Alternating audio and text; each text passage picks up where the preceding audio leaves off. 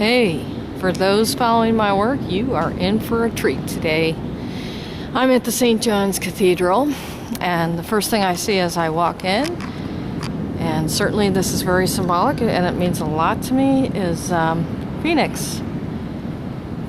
There are two large phoenixes that are hanging in this very ancient cathedral. And walking in here reminds me of my library kids' library. That's how thick the stone is. It's just absolutely amazing. Here, let's see if I can get some of this for you guys. Look at this stained glass. It's like a flower of life. Just look at it. And look at these doors. Okay, we're gonna walk around a little bit, and the stained glass windows are amazing. And I'll do the best I can to make this as clear and as unshaky as possible. Okay, just look at that. It has the symbology, or symbolism rather, that I've seen here since I've been in New York. By the way, this is in New York.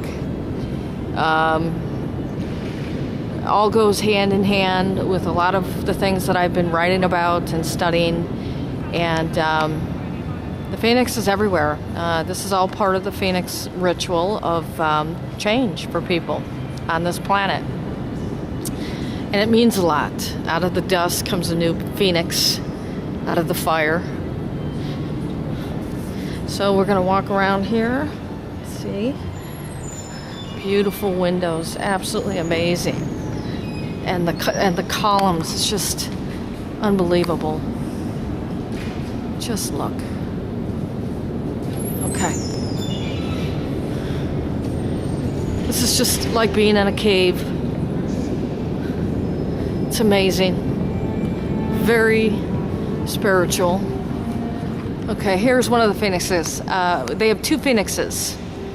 And I'll get over and describe who created this artwork in a minute. They have something dedicated to poets, to American literature. Very interesting that that's in a Catholic church, but everything has a lot of meaning that they don't tell the average people.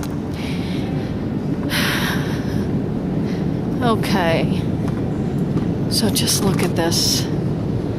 Just look at this.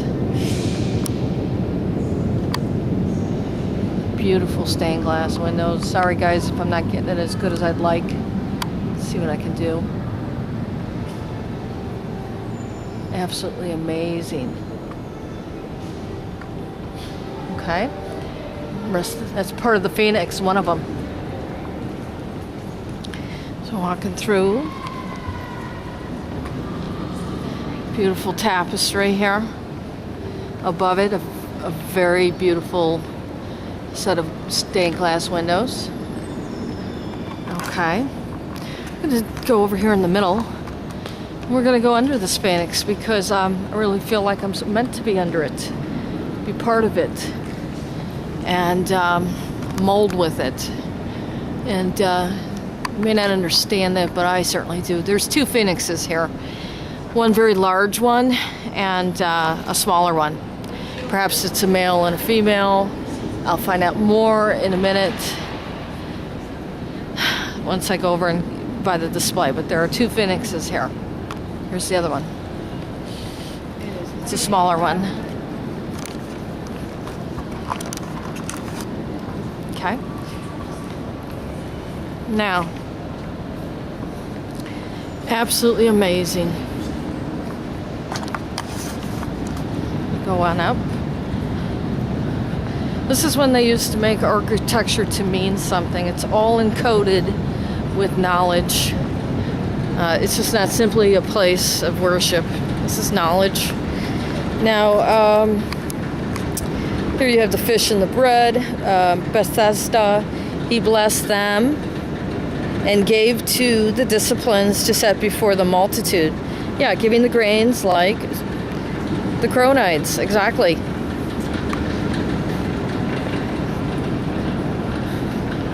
Okay, we're going to go up to this main area. And again, I apologize if the camera's a little shaky. I just want you to have that experience of walking through here as I am now, and how breathtaking it is, and the intricacy of the artwork, when things meant something, to really, really do, to put the knowledge in the architecture, all of the symbolism, and well, that sure looks like some grapes to me. I could be wrong. Could be acorns maybe, but it sure looks like some grapes. There he is, an angel. We know who worked with the grapes. A lot of symbolism here. Remember, Jesus gave him wine and bread and fish. Okay, very interesting. Very interesting. And look at that down there, the eagle. Or a phoenix. It may, it's probably a phoenix.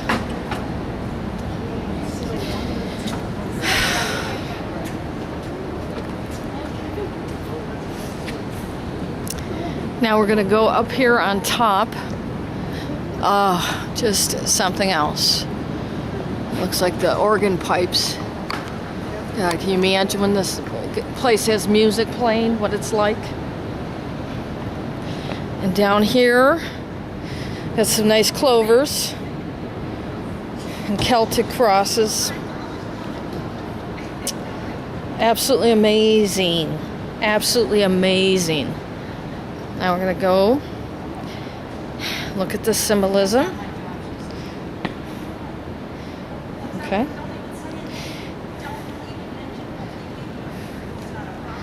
Okay. Absolutely amazing. Now, we're going to come up as far as we can come up. Got the rope. Interesting, they have some candelabra type stuff.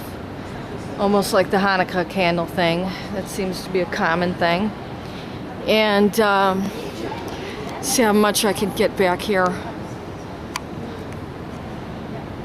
Okay, that's as far as they're going to let me go, guys. So, just look at it. All of the artwork, all of the fine craft personship. Whoever did all this up there, look at that. Just amazing. All encoded with information.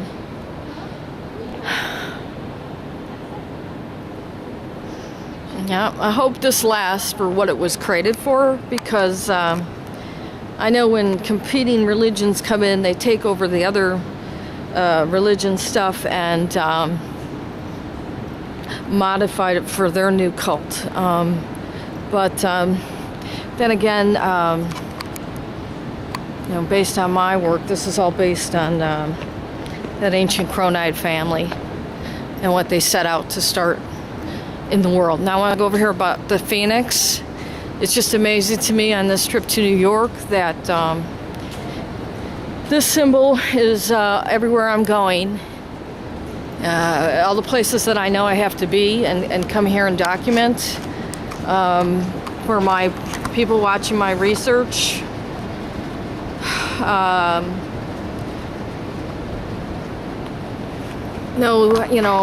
here to put all of this together. I'm going to read a little bit of this. Zhu Bing, an internationally acclaimed artist and educator, was born in Chongqing, China in 1955 and grew up in Beijing. From an early age, he wanted to be an artist. As a young boy, he copied a page of characters a day, which fostered a lifelong interest in print and words. So it continues on, and it goes, soon after returning to China, Zhu Bing was invited to create a work for the World Financial Center under construction in Beijing's Central Business District. On a site visit, he was shocked by the primitive working conditions of the migrant laborers and inspired. The commission site, a glass atrium connecting two towers, reminded him of a cage, and he proposed placing two large birds inside it, a pair of phoenixes, Fang, a male, and Wang, a female. I knew it was a male and female. I just knew it. Each to be fashioned out of the salvage and architectural debris from the construction site. The phoenix, a mythological bird, is second in importance only to the dragon in Chinese legend. It is an auspicious symbol of unity and harmony. After researching its history, Zhu Bing decided to combine the fierceness of the Han Dynasty phoenix with the decorative, graceful charm of the later Ming phoenix. So it goes on about his creation of the phoenix, the two phoenix sculptures, male and female, yin and yang type concept.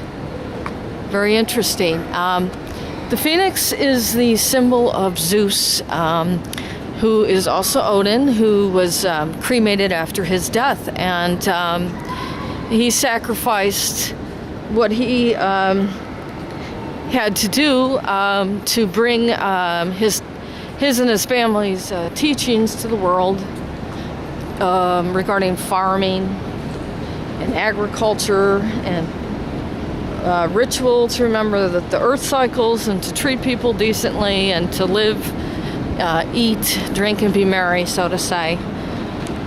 All right, absolutely amazing, just blowing me away symbolically right now. That all of these things are connecting. Look, we're gonna go under one more time, and this is the female phoenix. Don't even have to read it. It's very clear to me what all this is about. And this is the male. We cannot fear these symbols. We have to know what they are. We have to understand what they mean. We have to understand the language of symbolism and how it's being used today. And we have to know why. We have to know who is making these usages of this symbolism and for what reason, and how synchronistically everything is coming together. Okay, this is St. John's Cathedral. I'm going to film a little bit outside in a minute so you can see how awesome it is.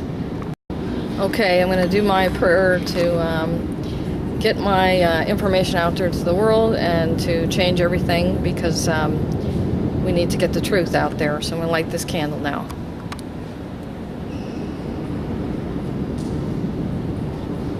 Alright, got my fire for the Phoenix prayer, Rita Jean Moran, got baby lit, there it goes. Okay, there it is. Gotta get the information out, change things. One last look, guys. It's just absolutely mind-blowing. It's like being in a cave. Okay, these are the pillars that they have talked about. They're not allowing us to get up really close to them. So I think these are the pillars that they had the apocalyptic scenes on, and they won't let us get up close to them. I'm going to try and get a picture. They have these kings and queens, I don't know, maybe saints with it. So yeah, I see it now. I'm going to try and get a good picture. Like I said, they won't let us get up by them. Okay, right next to the Gothic church is a children's garden, which you see this, it's going to be really strange. Take a look at this wonderful sculpture, if you will. There's Satan hanging upside down, and a big old crab, man on the moon, some giraffes, an angel with some deer and more giraffes. And very strange indeed, a lot of animals. This is a children's sculpture garden, and it's Animals of Freedom, sculpted by artists from kindergarten through high school. Are selected annually in a public competition on May 18th, 1985. 24 such works were unveiled and placed around the Ring of Freedom. Okay, take a good look at this. It looks like hands of fire. We have Satan hanging upside down with his horns. Very interesting for a child's garden. And Mr. Crab, and Man on the Moon, and an angel at the top right next to our St. John's. Now, I've told you that this is when people actually cared about encoding information in the art and the architecture. So if you're following my work on the Cronides, you could, and all these connections going on, you're going to understand how much information is in this stuff. Now, this is Noah's Ark. Okay, so for the children's garden here, they have all these animals, and they're encoding Christianity, I guess. Oh, and look at the back of this sculpture too. It's got a lion with Mr. Moon or whatever it is, the Green Man.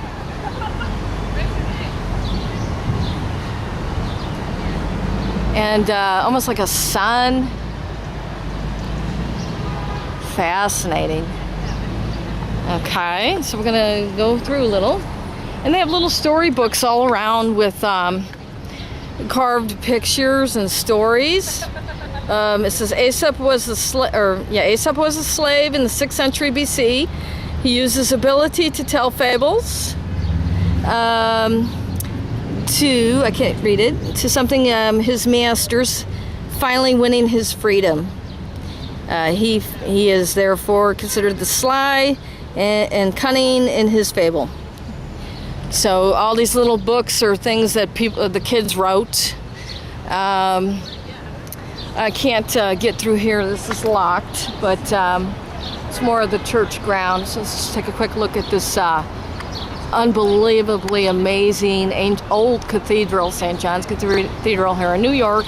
And it's very interesting story garden for the kids with you-know-who hanging upside down. It's always something, see? You know that the other side takes things and turns it upside down. So again, very symbolic symbolism. The knowledge is there. And, they're telling you what it is. Look at that angel.